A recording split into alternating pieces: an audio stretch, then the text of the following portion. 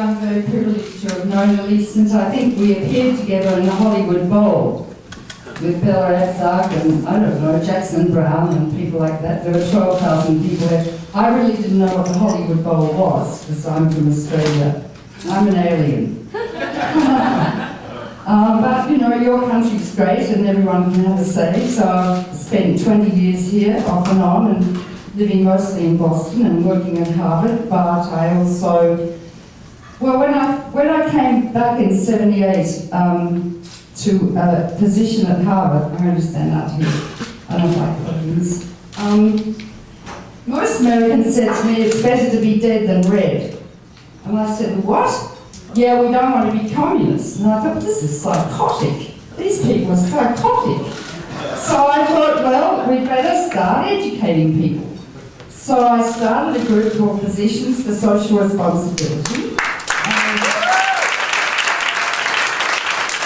We recruited 23,000 doctors and we had 153 chapters. And we started having symposia about the medical effects of nuclear war. The first one was at Harvard. Many of the old blokes from, you know what bloke means, don't you? Yeah. Many of the old blokes from the Manhattan Project who made the first bombs were still alive, and they were terribly guilty about what they did. So they would come and talk and tell us how they made the bombs and everything. And then we'd talk about the medical effects of a bomb dropping on Boston, like it would dig a hole 3/4 of a mile wide and 800 feet deep, converting everything to radioactive fallout. 5 miles from the epicenter, and I want you to think of Los Angeles now, because you're targeted with at least 10 hydrogen bombs as I speak by the Russians. Did you know that? Well, if you didn't know that, the media is not doing its job, including my fellow countryman Rupert Murdoch. But neither is Hollywood. And I'm going to get on to Hollywood in a minute, because I'm quite annoyed with Hollywood. They're all into these violent films, which makes, you know, young boys like my grandson all turned on, his testosterone getting going. But the world should not be about violence. The bomb that dropped on Boston would vaporize people up to a radius of 5 miles from the epicenter, like turn them into gas. And there's a shadow of a little boy in Hiroshima who's reaching out to catch a red dragonfly against his hand against the blue of the sky. And there was a blinding flash, and he disappeared. And he left the shadow behind him. That was the first time we could turn people into shadows. We captured the energy of the sun. And then the whole area of Boston would be engulfed in a firestorm of 3,000 square miles. Even in the middle of winter, everything would burn. Do you know that there are at least 20 hydrogen bombs targeted on New York City as I speak? Maybe 60 on Washington, much bigger than the one I just described. Every town in your country with a population of 50,000 or more is so targeted. Every university, every factory, you, since the Cold War ended, have targeted China in your brilliance. I'm being sarcastic. You target Russia, everything in Russia. Russia's targeted Europe, Australia, Canada, and England. Of the 20,000 hydrogen bombs in the world today, Russia and America are 94%, and yet America has the gall to point a finger at Iran, who hasn't got it. The hypocrisy is unbelievable. And how dare Russia and America still target each other when we're now friends and we trade? Why do they do it? I called my book when I wrote it Missile Envy. Is it about that? You know? Is it about testosterone? Why don't these guys get rid of these flaming weapons that Neville Shute wrote about? And which I first read the book when I was about 17, and then I saw Stanley's film. And I was a young, innocent girl. I just started medical school. And at the end of the film, you'll see the beautiful, elegant streets of Melbourne are still there. The trams, a piece of paper blowing down in the breeze, St. George slaying the dragon outside the public library, as lying gently flapping. Don't watch me, I'm losing you. A blind gently flapping in the breeze, and that was the end of life on earth. It couldn't happen then because there weren't enough bombs. But now we've got enough to destroy the whole planet. And it can happen tonight. We get really close to nuclear war quite often. 1,000 people are hacking into the Pentagon per day. Yeah, what's his name? Yeltsin nearly started a nuclear war some years ago in '95 when Russia launched a weather satellite from Norway. And Russia thought that you'd launched the first strike. Your policy still is to fight and win a nuclear war against Russia. How do you win it? You hit all their missile silos. That's what you do, and then they can't launch against you. But 1,000 bombs could cause nuclear winter, and as the cities burn, a huge cloud of toxic black smoke will rise up and circle the planet, blocking out the sun for 10 years, causing a short ice age, and we'll all freeze to death in the dark. I'm trembling. Putin and Obama had 3 minutes to decide whether or not to press the button. They've just fired a whole lot of people from missile bases who are in charge because they're on drugs or they're not being responsible. But the missiles are still in the ground. One missile with 3 hydrogen bombs much bigger than Hiroshima, ready to go. 2 men in the silo, aged 18 to 22. Yes, sir, press the button, sir. Each armed with a pistol, one to shoot the other if one shows signs of deviant behaviour. What if the deviant one shoots the other one? And it could happen tonight by accident. And yet here we are, walking like lemmings towards the nuclear annihilation cliff. No one talks about it. Oh, we're all into fashion, celebrities, food. That's called manic denial. And when you put rats in a cage and threaten them with a lethal situation, they run away and do something totally irrelevant to that which threatens them, and that's what we're doing. Are we all really suicidal as a society in the world? It's America that can save the world.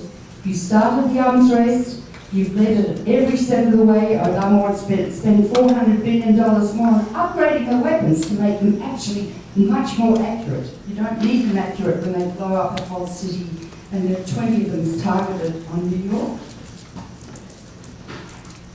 Russia blindly, stupidly copied and followed. Unless you take the lead to abolish nuclear weapons, we're doomed.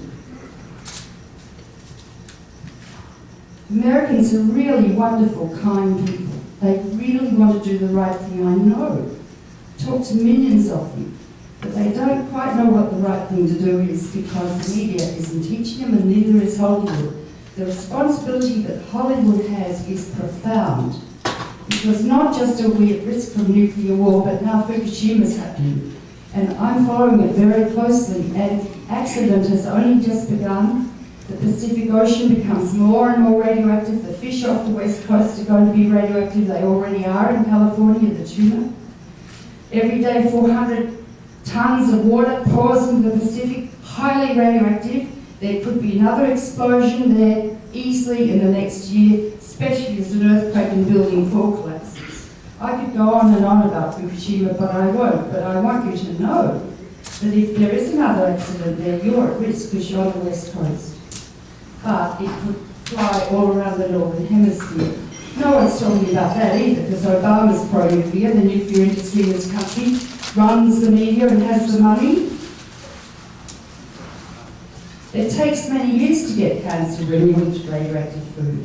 Like 5 to 18 years. You get a lump in your breast, and you don't know that's from some fish you ate 20 years ago that had cesium in it, or strontium-90, and you were lactating. And the strontium-90 went into your milk, and the baby drank it, and the baby later got leukemia from the strontium-90. This is a very complex subject. I've got a book over there called Nuclear Power is Not the Answer. But the journalists know nothing about radiobiology. I had a conference at the New York Academy of Medicine with the best scientists in the world to try and teach the media. Even the New York Times didn't turn up. All the news that's fit to print. And you need to know about this because you're in the line of fire now, big time. And Hollywood could do a fantastic film like The China Syndrome with Jane Fonda and, well, who was the one? What? Jack Lemmon. Jack Lemmon. He's lovely. And that was very profound, like on the beach. So you need to do another film about that and get all the young kids to go and see it. And there's violence. We've created a violent world with all I'm talking about. And then there's global warming. I come here and mothers are driving their children to ballet in tanks, using three gallons to the mile. How dare Americans do that? Lights on all the time. I come out here and the lights all lit up, global warming lights, because how do you generate electricity? By burning coal or nuclear power, and they're carcinogenic lights. You go into the lavatory in the airports, you dry your hands on those dryers, they're global warming dryers, or they're going to cause cancer from nuclear power, and the waste for the rest of time is going to produce epidemics of cancer, leukemia, and genetic disease for 1 million years, according to the EPA. Global warming, it's going to be 6 degrees centigrade hotter by the end of the century. In Australia, where I live, some days are so hot, I don't think I'll survive. We have to throw the cat in the shower to cool off. Cats don't like water. I tell you, and Australia's burning big time, and so are you. And we've just had that dreadful typhoon in the Philippines, but we don't know how many. That's global warming. And for Christ's sake, how dare we have politicians who say they don't believe in it? It's like saying, well, I don't believe I've got a nose. I don't believe it. I can feel it, but I don't believe it. It's superstitious nonsense. And it's time the Americans rose up and had a revolution against these damn corporations that run your country.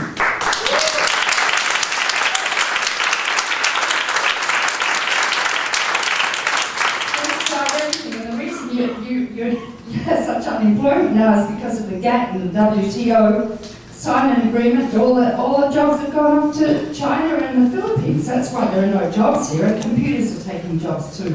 Mum was talking about that 50 years ago. It's so obvious what we've got to do, and we can stop global warming.